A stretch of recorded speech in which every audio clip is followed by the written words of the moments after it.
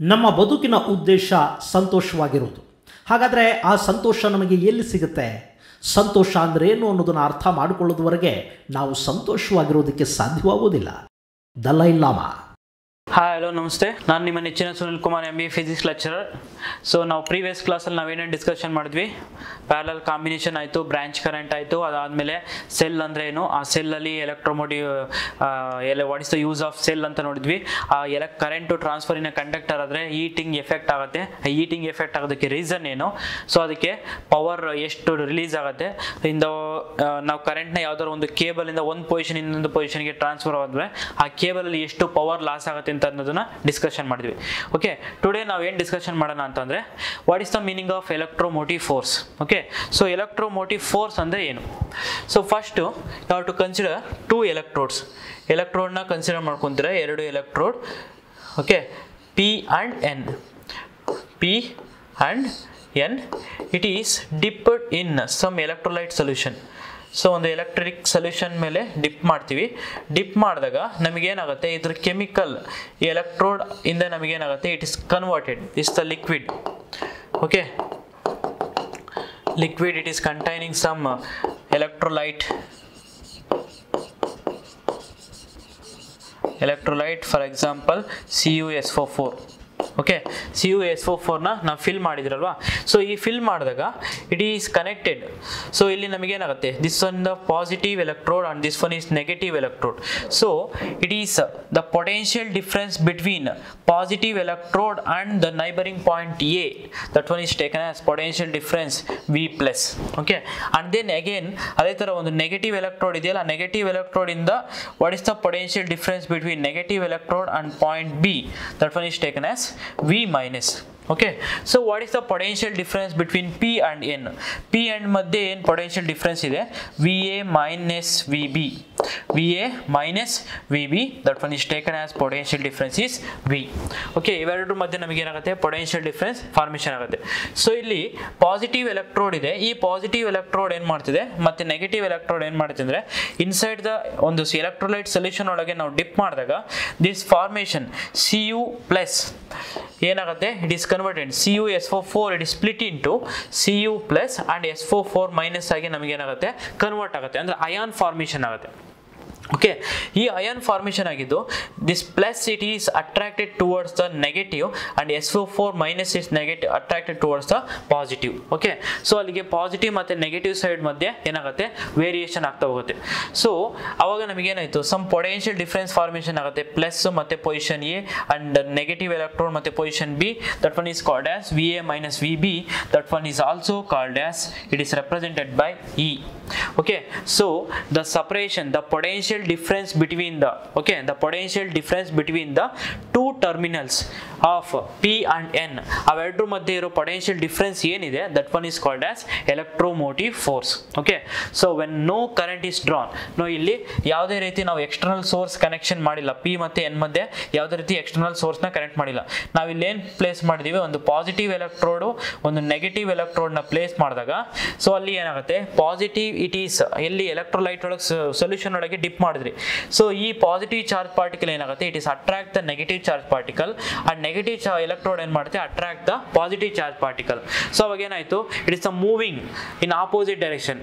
Positive charge particle negative electrode ಮೇಲೆ, negative charge particle positive electrode ಮೇಲೆ ಏನಾಗುತ್ತೆ, motion ಆಗುತ್ತೆ. ಮೋಷನ್ ಆಗ್ತಿದೆ ಅಂತಂದ್ರೆ ಅಲ್ಲಿ ಸಮ್ ಪೊಟೆನ್ಷಿಯಲ್ ಡಿಫರೆನ್ಸ್ ಫಾರ್ಮೇಷನ್ ಆಗುತ್ತೆ. ಆ potential difference between the two electrode or 2 terminals, that one is called as electromotive force. Okay, so when no electric current is drawn from a cell, that is when the cell is open circuit, the potential difference between the terminal of the cell is called as electromotive force. It is represented by this one is E. So that E is equal to V plus potential at A is taken as V plus and potential at B is taken as V minus of V minus. Okay, so ಅಲ್ಲಿಗೆ E is equal to potential at position A, potential at position B, that one is taken as total potential, that one is equal to electromotive force. So what is the potential at A? ಇಲ್ಲಿ ನಮಗೆ ಯಾವ position ಇದೆ, V plus ಇದೆ. Okay, this one is the potential at position A is taken as V plus and potential at position B is taken as V minus. So VA minus VB. VA is V plus minus ಇಲ್ಲಿ ಏನಿದೆ minus VB ಇದೆ. Okay, minus V minus, so minus into minus is taken as plus. So electromotive force E is equal to V plus plus V minus. V plus plus V minus. Okay, next to ನಾವೇನು ಮಾಡ್ತೀರಾ, that one is taken as some, it is taken as E. Okay, and then next you have to apply some external resistance. ಇಲ್ಲಿ some external resistance ನ apply ಮಾಡ್ತೀವಿ. External resistance apply ಮಾಡಿದಾಗ of the resistance is R. Of the resistance R move ಆಗ್ತಿದೆ ಅಂತಂದ್ರೆ, so ಇಲ್ಲಿರೋ charge particle, positive charge particle, it is moving in this direction. It means the current it is moving from P to N. Positive ಇಂದ ನಮಗೆ ಹೋಗ್ತಾ ಇದೆ ಅಂತಂದ್ರೆ that is the direction of current. So current I, it is moving P to N across the external resistance R, and the current is moving from N to P across the electrolyte. Okay, electrolyte ಮುಖಾಂತರ ನಮಗೆ ಏನಾಗುತ್ತೆ, current it is moving from N to P. Okay, in this inside of the electrolyte some opposing force is generated. That is opposing force is called as some R, that is also called as, ಅದನ್ನ ನಾವೇನಂತ ಕರಿತೀವಿ, internal resistance. ಅದನ್ನ ನಾವೇನಂತ ಕರಿತೀವಿ, internal resistance. Means the opposition force between the or opposition flow of charge particle in between the two electrode. ನಮಗೆ ಎರಡು electrode ಮಧ್ಯೆ ನಮಗೆ ಏನು ಅಪೋಸಿಷನ್ ಫೋರ್ಸ್ ಕ್ರಿಯೇಟ್ ಆಗುತ್ತೆ, that one is called as internal resistance. Okay, so internal resistance ಇದೆ. So ಅವಾಗ what is the potential difference? So potential difference between P to N is taken as V is equal to VP minus VA plus VA minus VB plus VB minus VN. VB minus VN.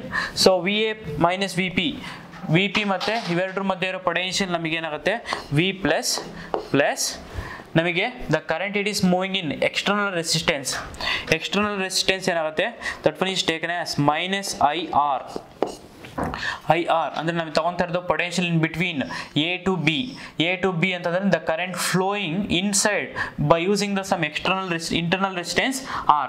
Internal resistance move ಆಗ್ತಿದೆ ಅಂತಂದ್ರೆ it is moving in opposite direction, so taken as minus IR plus potential difference between B and N.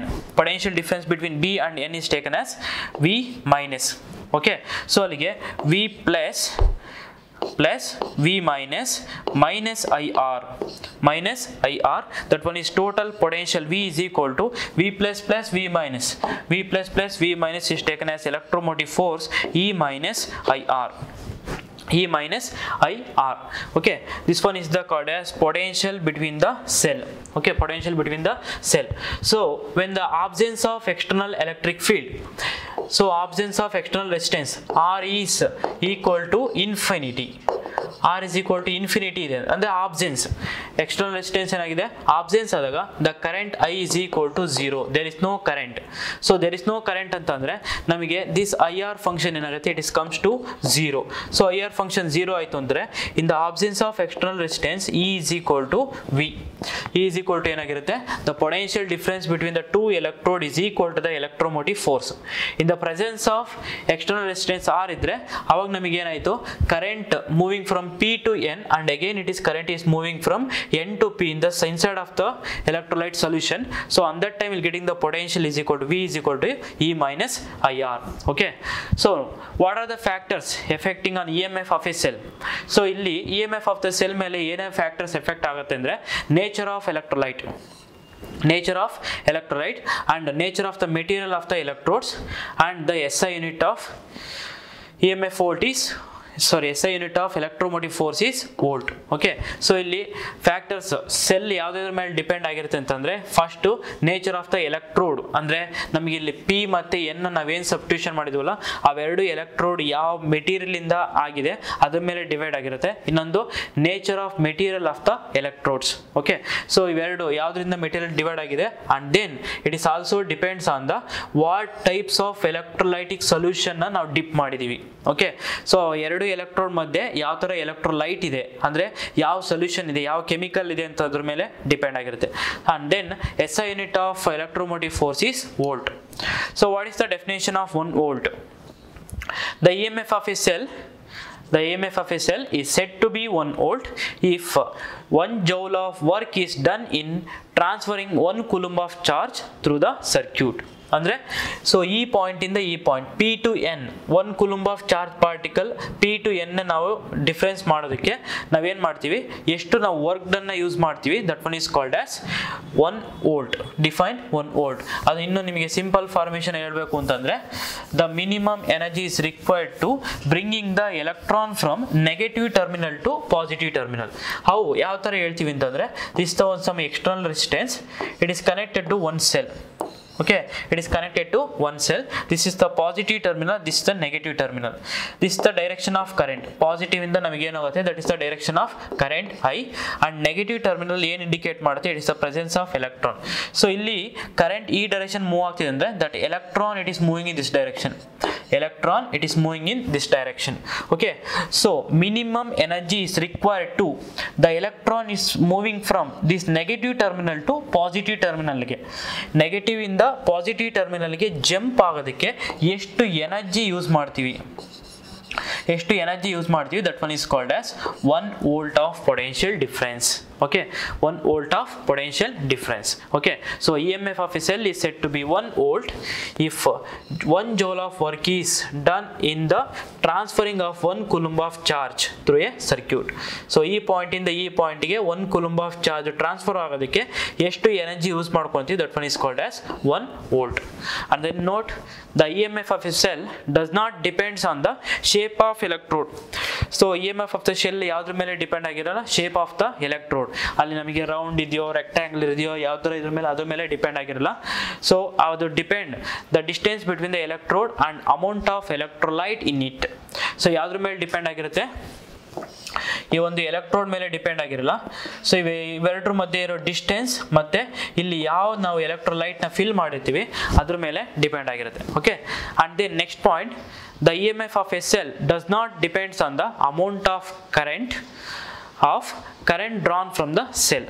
So it is not depends on the ಈ cell ನಾವೇನಿದ್ದೀವಿ electrode ಇಂದ ನಮಗೆ ಎಷ್ಟು current ಬರ್ತಾ ಇದೆ ಆ current ಮೇಲೆ ಡಿಪೆಂಡ್ ಆಗಿರಲ್ಲ. ಸೊ ಎಲೆಕ್ಟ್ರೋಲೈಟ್ ಯಾವ್ದ್ರ ಮೇಲೆ ಡಿಪೆಂಡ್ ಆಗಿರುತ್ತೆ ಅಂದ್ರೆ, ಒಂದು ನೇಚರ್ ಆಫ್ ದ ಎಲೆಕ್ಟ್ರೋಲೈಟ್, ಅಂದ್ರೆ ಯಾವ ಸೊಲ್ಯೂಷನ್ ನಾವು ತಗೊಂಡಿದ್ದೀವಿ ಅದ್ರ ಮೇಲೆ ಒಂದು ಡಿಪೆಂಡ್ ಆಗಿರುತ್ತೆ. ಅದಾದ್ಮೇಲೆ ನಾವೇನು ಎರಡು ಎಲೆಕ್ಟ್ರೋಡ್ ತಗೊಂಡಿರ್ತೀವಲ್ಲ, P electrode and N electrode contain ಮಾಡಿರ್ತೀವಲ್ಲ, ಅವೆರಡು ಎಲೆಕ್ಟ್ರೋಡ್ ಮೇಲೆ ಡಿಪೆಂಡ್ ಆಗಿರುತ್ತೆ. This are the two difference. It does not depends on the shape of the electrode and does not depends on the current flowing through the cell. Next, terminal potential difference. So terminal potential difference ಅಂತಂದ್ರೆ, the terminal potential difference of a cell is the potential difference between the electrode of the cell when the cell is delivering a current. Okay, so terminal potential difference ನೀವು ಈಗ ತಾನೇ ಹೇಳಿದ್ವಲ್ವಾ. So ಇಲ್ಲಿ ಒಂದು 2 ಎಲೆಕ್ಟ್ರೋಡ್ನ consider ಮಾಡ್ಕೊತೀವಿ. Okay, so electrode ಏನಿದೆ, ಈ ಎಲೆಕ್ಟ್ರೋಡ್ಗೆ ಸಮ್ ಎಲೆಕ್ಟ್ರೋಲೈಟ್ನ ಫಿಲ್ ಮಾಡಿದ್ವಲ್ವಾ. ಇಲ್ಲಿ ಎಲೆಕ್ಟ್ರೋಲೈಟ್ನ ಫಿಲ್ ಮಾಡಿದಾಗ these positive electrode and these negative electrode it is dipped inside of the electrolyte solution.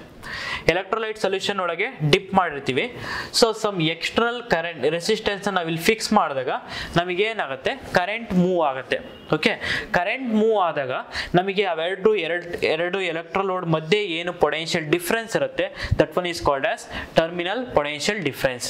So terminal potential difference of a cell is the potential difference between the electrode, potential difference between these 2 electrode when the cell is delivering the current. If the absence of external resistance ಇಲ್ಲ ಅಂತಂದ್ರೆ ನಮಗೆ ಏನಾಗಿರುತ್ತೆ, current is zero ಆದಾಗ ನಮಗೆ potential difference formation ಅಂದ್ರೆ electromotive force ಅಷ್ಟು formation ಆಗುತ್ತೆ. ಅವಾಗ ಟರ್ಮಿನಲ್ ಪೊಟೆನ್ಷಿಯಲ್ ನ ತಗೊಳಕ್ಕಾಗಲ್ಲ. ಓಕೆ, ಸೊ ಟರ್ಮಿನಲ್ ಪೊಟೆನ್ಷಿಯಲ್ ಯಾವಾಗ ನಾವು ಕನ್ಸಿಡರ್ ಮಾಡ್ಬೋದು ಅಂತಂದ್ರೆ, when the current is flowing in between the 2 electrodes. ಅವೆರಡು ಎಲೆಕ್ಟ್ರೋಡ್ ಮಧ್ಯೆ ಕರೆಂಟ್ ಫ್ಲೋ ಆಗ್ತಿದೆ ಅಂತಂದ್ರೆ ಅವಾಗ ಅವೆರಡರ ಮಧ್ಯೆ ಎಷ್ಟು ರೆಸಿಸ್ಟೆನ್ಸ್ ಇದೆ, that one is called as terminal potential difference. Next one internal resistance of a cell. So internal resistance ಅಂತಂದರೆ ಇವೆರಡು ಎಲೆಕ್ಟ್ರೋಡ್ ನಮಗೆ ಎಕ್ಸ್ಟರ್ನಲ್ ರೆಸಿಸ್ಟೆನ್ಸ್ ಆರ್ನ ಕನೆಕ್ಟ್ ಮಾಡಿದಾಗ current is moving from P to N across the external resistance R. ಎಲ್ಲಿ move ಆಗುತ್ತೆ? P ಇಂದ N move ಆಗುತ್ತೆ. ಯಾಕೆಂದರೆ this one is positive terminal. Positive ಇಂದಲೇ ನೆಗೆಟಿವ್ಗೆ ಕರೆಂಟ್ ಮೂವ್ ಆಗುತ್ತೆ. ಸೊ ಔಟ್ಸೈಡ್ ನಮಗೆ across the resistance P to N current move ಆದರೆ ಇನ್ಸೈಡ್ ಎಲೆಕ್ಟ್ರೋಲೈಟ್ ನಮಗೆ ಏನಾಗುತ್ತೆ? ಎನ್ ಟು ಪಿ ನಮಗೆ ಕರೆಂಟ್ ಮೂವ್ ಆಗ್ತಾ ಹೋಗುತ್ತೆ. N to P the current is moving from N to P across the electrolyte. Okay, across the electrolyte. So inside of the electrolyte ನಮಗೆ ಏನಾಗುತ್ತೆ? Current move ಆಗುತ್ತಲ್ವಾ? ಆ current move ಆಗಬೇಕಾದ್ರೆ electrolyte ಅಲ್ಲಿ ಇರೋ ಸಮ್ ಅಪೋಸಿಷನ್ ಫೋರ್ಸ್ ಏನಿದೆ ನಮಗೇನಾಗುತ್ತೆ? Opposition force ಏನು ಕ್ರಿಯೇಟ್ ಮಾಡುತ್ತಲ್ವಾ? ದಟ್ ಅಪೋಸಿಷನ್ ಫೋರ್ಸ್ನ ನಾವೇನಂತ ಕರಿತೀವಿ? It is called as internal resistance of the cell. Okay, the resistance offered by a electrolyte of a cell to the flow of current between the electrodes is called as internal resistance. ಅಂದರೆ internal inside of the electrolyte ಒಳಗಿರೋ electrodes ಇಂದ ನಮಗೇನು current flow ಆಗಬೇಕಾದ್ರೆ ಎಷ್ಟು ರೆಸಿಸ್ಟೆನ್ಸ್ನ offer ಮಾಡುತ್ತೆ? ಯಾವುದರಿಂದ? Electrolyte solution ಇಂದ. Electrolyte solution ಇಂದ ಎಷ್ಟು ಅಪೋಸಿಷನ್ ಫೋರ್ಸ್ ಕ್ರಿಯೇಟ್ ಆಗುತ್ತೆ? That opposition force is called as internal resistance of the cell. Internal resistance of the cell. Next, the internal resistance of a cell is depends on the following factor. ಯಾವುದಾದ್ರ ಮೇಲೆ depend ಆಗಿರುತ್ತೆ. ಈಗ that one first one ಯಾವ electrolyte contain ಆಗಿದೆ ಅಂದರೆ ನಮಗೆ ಎರಡು ಎಲೆಕ್ಟ್ರೋಡ್ನ ಯಾವ ಒಂದು ಸೊಲ್ಯೂಷನ್ ಕೆಮಿಕಲ್ ಸೊಲ್ಯೂಷನ್ ಒಳಗೆ ಡಿಪ್ ಮಾಡಿರ್ತೀವಿ ಆ ಎಲೆಕ್ಟ್ರೋಲೈಟ್ ಮೇಲೆ ಡಿಪೆಂಡ್ ಆಗಿರುತ್ತೆ. So first one is nature of the electrolyte. Okay, nature of the electrolyte. And second one is it is directly proportional to the concentration of electrolyte. Concentration ಅಂದರೆ ನಿಮಗೆ ಗೊತ್ತಿದೆಯಲ್ವಾ, chemistry ನೋಡಿರ್ತೀರ. So what is the presentation ಅಂದರೆ ಎಷ್ಟು number of ions ಅದು present ಏನಿರುತ್ತೆ ಆ concentration ಮೇಲೆ ಡಿಪೆಂಡ್ ಆಗಿರುತ್ತೆ. And it is directly proportional to the distance between the two electrodes. ಅಂದರೆ ಪಿ ಮತ್ತು ಎನ್ ಅವೆರಡರ ಮಧ್ಯೆ ಇರೋ ಡಿಸ್ಟೆನ್ಸ್ ಮೇಲೆ ಡಿಪೆಂಡ್ ಆಗಿರುತ್ತೆ. Inversely proportional to the next it is inversely proportional to the common area of the electrolyte. Okay, so ಇವೆರಡು electrolyte ಅಂದರೆ ನಾವು ಯಾವ ಒಂದು ಸೊಲ್ಯೂಷನ್ನ ಏನು ಪ್ಲೇಸ್ ಮಾಡಿದ್ದೀವಿ ಸೊ ಆ common area of the electrolyte ಒಳಗೆ ಡಿಪೆಂಡ್ ಆಗಿರುತ್ತೆ. ಅಂದರೆ ಎಷ್ಟು ಏರಿಯಾದಲ್ಲಿ ನಾವು ಎಲೆಕ್ಟ್ರೋಡ್ನ ಫಿಕ್ಸ್ ಮಾಡಿದ್ದೀವಿ ಆ ಏರಿಯಾ ಮೇಲೆ ಡಿಪೆಂಡ್ ಆಗಿರುತ್ತೆ. It increase with the decrease in temperature of the electrolyte. So ನಮಗೆ ಏನಾಗುತ್ತೆ, ಟೆಂಪ್ರೇಚರ್ನ ಡಿಕ್ರೀಸ್ ಮಾಡಿದ್ರೆ ನಮಗೆ ಎಲೆಕ್ಟ್ರೋಲೈಟು ಸೊಲ್ಯೂಷನ್ ಇಂದ ನಮಗೇನಾಗುತ್ತೆ, ಇನ್ಕ್ರೀಸ್ ಆಗ್ತಾ ಹೋಗುತ್ತೆ. ಏನು ಇನ್ಕ್ರೀಸ್ ಆಗುತ್ತೆ ಅಂತಂದರೆ nature of the internal resistance. Okay, so ಟೆಂಪ್ರೇಚರ್ನ ಇನ್ಕ್ರೀಸ್ ಮಾಡ್ತಾ ಹೋದರೆ ಟೆಂಪ್ರೇಚರ್ನ ಡಿಕ್ರೀಸ್ ಮಾಡ್ತಾ ಹೋದರೆ so internal resistance inside between the electrolyte solution ಏನಾಗುತ್ತೆ, ಇನ್ಕ್ರೀಸ್ ಆಗ್ತಾ ಹೋಗುತ್ತೆ. ಓಕೆ, ಸೊ ಅಲ್ಲಿಗೆ there are the 5 major factors affecting on the internal resistance of a cell. First one is nature of the electrolyte and second one is directly proportional to the concentration of the electrolyte and it is directly proportional to the distance between the two electrodes and inversely proportional to the common area of the electrolyte. Okay, and last one, it is increases with decrease in temperature of the electrolyte. These are the factors affecting on the internal resistance. Okay, and one more equation. So V is equal to E minus IR. Okay, so ಇಲ್ಲಿ ನಾವೇನು ಮಾಡ್ತೀವಿ, what is the value of internal resistance. So internal resistance ನಿಮಗೆ ಏನು formation ಆಗುತ್ತೆ ಆ internal ರೆಸಿಸ್ಟೆನ್ಸ್ನ find out ಮಾಡೋ equation ಏನು ಫೈಂಡ್ ಔಟ್ ಮಾಡೋಣ. Okay, so V is equal to E minus I R. ನಿಮಗೆ ಪ್ರೀವಿಯಸ್ ಕ್ಲಾಸಲ್ಲಿ ಡಿರೈವ್ ಮಾಡಿದ್ನಲ್ಲ, so E minus I R. So ಅಲ್ಲಿಗೆ that volt potential is equal to by using the external resistance V is equal to what, I R. That one is equal to E minus I R. This I R is comes to this side, I is taken as common, I minus R, that one is equal to E. Okay, so is equal to I is equal to what, E divided by R minus R plus R. This is the current, total current. So ಅದೇ ಥರ internal ರೆಸಿಸ್ಟೆನ್ಸ್ನ find out ಮಾಡಬೇಕು ಅಂತಂದರೆ internal resistance that one is V is equal to E minus I ಆರ್ನ ತೊಗೊತಿರಲ್ವಾ, E minus I R ಅಂತ ತೊಗೊಂಡ್ರೆ that I R is equal to V minus E. Okay, that R is equal to V minus E divided by the current. Okay, so IR is equal to V minus I. So R is equal to V minus E divided by I. Okay, this V is taken as potential difference. And now external potential difference is here indicate ಮಾಡುತ್ತೆ. E is the electromotive force and I is the total current passing through the circuit. So internal resistance R is equal to V minus E divided by I, and maximum current flowing through the circuit I is equal to V divided by R plus R. And what is the potential? Total potential V is equal to E minus IR.